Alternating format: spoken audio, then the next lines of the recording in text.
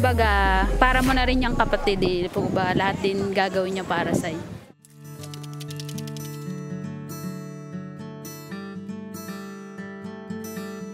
Ano po yung isang pinakamahalagang katangian ng isang kaibigan sa palagay mo? Yung paano, pakikisama po, yung kung paano ka makisama sa isang tao.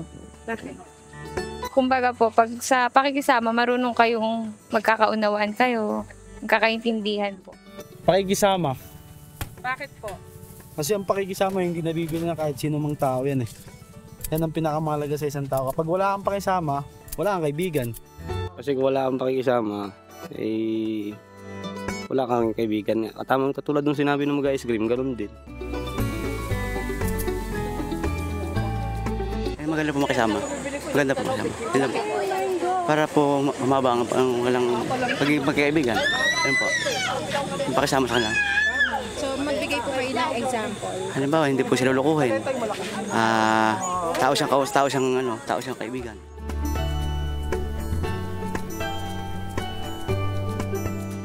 Apo pang babae ito. Siyempre po yung mapagkakatiwalaan na hindi, kumbaga hindi ka iba-backstab. Andyan pa rin siya sa oras na kailangan mo or kapag walang-wala ka.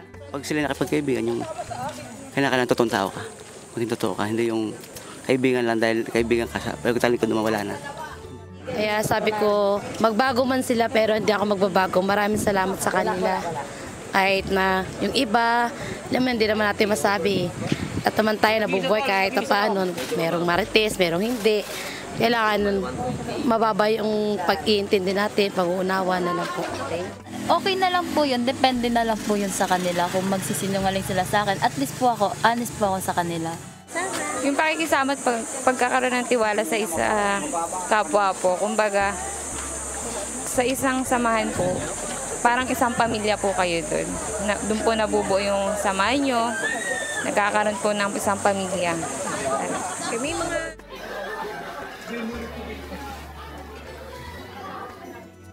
Ano po, yung sinasamahan niya ako sa lahat ng lahat ng anong gusto ko, sinasamahan niya ako kahit saan kami magpunta. Tapos kahit saan ako mag-aral, sumasama sa akin. Para parang sa relasyon lang din po, dapat parehas kayong may pagkatitiwalaan po, dapat parehas po kayong honest sa isa't isa para yung magkakaibigan po hindi po nasisira, yan po. Kumbaga, para mo na rin yung kapatid eh. Po ba, lahat din gagawin niya para sa'yo. Sa mga good times. Ayun. Good times yun. Oo, good times and bad times. Andyan siya para sa'yo. Hindi ka niya iiwan. Ngayon, kapag wala po kami, sa kanila kami lalapit. Kapag meron din kami, give and take lang po. Opo. Sa palagay ko po yung yung merong kauwala, nandun po siya.